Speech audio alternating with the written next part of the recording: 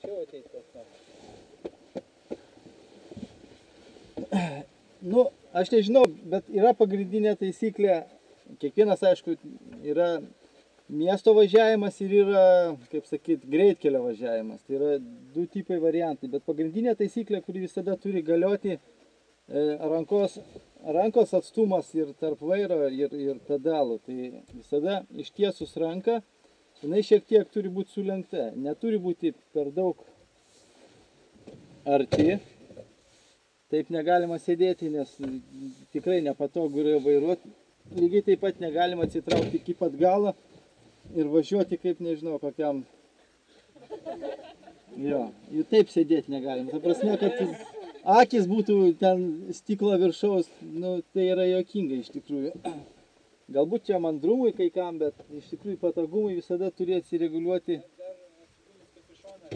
Jo. Visada turi jausti atsisėdęs į automobilį taip, kaip atlik savo kailį. Kaip jį pradedi vairuoti, manevruoti, po kurio laiko tu jauti kaip, nu, ir priekį, ir šoną, ir uodegą. Atrodo, kai vienas kūnas, kad tu susilietum su automobiliu. Tai va, rankos padėtis yra tokia. Visada stengiuosi, kad mano keliai nebūtų virš sėdynės, būtų atsirėmę. Tik tai va, padas laikosi atsirėmęs, kulnas atsirėmęs į grindis. Ta prasme, vat, mano kojas vat, grinai, nei jų laikyti reikia, nei ką, nes šitą vietą irgi būtų. Kažkiek pasikeliam tiek, kiek yra patogiai. Miesto režimą visada pasikeliu automobilį tiek, kad aš daug maž priekį labiau jausčiausi, ta prasme, mano vizualizacija geriau matytų priekį. Tai dažniausiai šiek tiek pasikeliu visada sėdynę aukščiau, kad man geriau apžvalgos kampas matytis. Važiuojant greitkelį, aš visą laiką tada stengiuosi šiek tiek pasižeminti ir savo konsolę pasidaryti tokioj, šiek tiek tokioj, nu, gulimoj pozicijoje. Nu, ta prasme, ne per daugiausiai, bet kad nuovargio kūnas visiškai nejaustų. Rankos visada pagrindas irgi yra taisyklės. Va čia va, patogu padaryta gerai, kad vairas padarytas va, toks, kad noris pirštus laikyti čia. Čia laikyti. Ta prasme, ne taip važiuoti, ne krapštant nosį ten.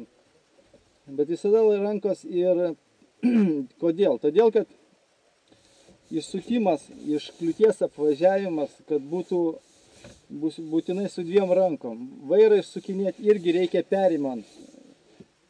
Dažniausiai geriausia būna taip, kad užsivedus vairą pasitreniruoti galėtum. Ne taip vairą sukinėti. Galbūt užjuosi, aš geriau parodysiu. Vairą sukant reikia visada perimti, o ne taip sukinėti, kaip kažkokį traktorių. Jo. Ir kartais net gerai pasidaryti tokias mini varžybėlės. Galbūt nesveika automobiliui senam iki pat galo, bet mes darydavom kartais tokį testą, ateini atsisėdi ir per tam tikrą laiką jo. Nu, ta prasme, susukinėjai. Sakau, pagrindas turi būti tai, kad tu turi jausti automobilį kaip savo kūną, va, taip visiškai patogiai. Diržas irgi visada, kai prisisega diržą, užtemkite apatinę dalį. Nebūtų per laisvas, nesekit taip kažkaip, tai jis visada turi būti įtemptas patogiai ir pasiruošęs. Ir visada, kai vairuojate, atminkit vieną dalyką, kad pagrindas yra dėmesys ir jūs važiuodami visada įsivaizduokit, kad bet kas gali šokti, ypač jeigu važiuoji kokiam miško keliu ar šiaip ten, kur nėra transporto, pabandykit automobilį, įsivaizduokit situaciją, kad iššoko kažkoks žvėris, pabandykit šiek tiek pavairuoti. Žiemos metu išvažiuojat irgi, va ten, kur nėra automobilių, koks nors miško keliukas, apsnygęs, važiuojat ir įsivaizduokit, staiga kažkas iššoko ir jūs ekstremaliai stabdykit automobilį, pažiūrėkit, kai valdosi jūsų automobilis. Aišku, proto ribose, ta prasme, nesiekit ten didelio greičio 100-120, bet važiuokit 60-80 ir įsivaizduokit, staiga kažkas iššoko jums vat, prieš akį ir iš karto niktelkit ant stabdžio. Žiūrėkit, kaip suveikia jūsų ABS-ai, ta prasme, bandykit apvairuoti. Laikant stabdį su ABS-ais, vairuoti puikiai galima automobilį, nereikia nei stabdžio atleidinėti, nei ką daryti. visada įsivaizduokit, kad kažkas gali atsitikti, numatykit į priekį, visada būkit pasiruošęs tam tikroje situacijai, nes visada, žmogus būna nepasiruošęs. Ir važiuodamas eismo transporto metu, numatykit situacijas į priekį prieš kelis automobilius. Lygiai taip pat važiavimas jūsų ekonomiškesnis bus, kai jūs važiuosit tam tikrų greičių ir stabdysit, ta prasme, tolygiai ir iš anksto numatydami, jau matot, kad ten toli kažkoks kamštis yra, jūs galite persirikiuoti, galite iš anksto pradėti lėtinti. Neprivažiuokit važiuodami greitai, sustojat prie to automobilio ir po to vėl gazas dugnas. Ne, jūs važiuokit savo greičiu, matot, kad priekiai pradeda stabdyti, jūs sulėtinkit iš anksto greitį, taip sutaupysit ir kuro sąnaudas. Dėl padangų irgi, kuro sąnaudom, slėgis padangose irgi, kiekvieną kartą, ypač prie žiemą, pasimatuokit, kad būtų visur vienodas slėgis padangose.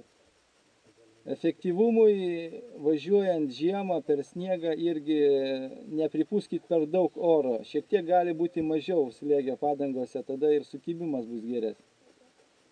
Tai va, gal yra kokių klausimų, aš nežinau. Bet greitkelyje, sakau, galit šiek tiek tą konsolę savo sėdėjimą, poziciją tokią pasidaryti kaip, tokio lengvo atsilošimo, tokio pagulimo. Čia dabar daug nenoriu rodyti, bet yra, sakau, pas mane yra dvi pozicijos. Jeigu yra į tolimą ilgą kelionę, tai tokia turi būti patogus važiavimas. Žiemą šiek tiek pasididinu savo matomumo kampą, pasikeliu sėdynę ir... Tai pagrindas nepamirškit, rankos visada turi būti dvi čia, tam, kad galėtumėte išvairuoti.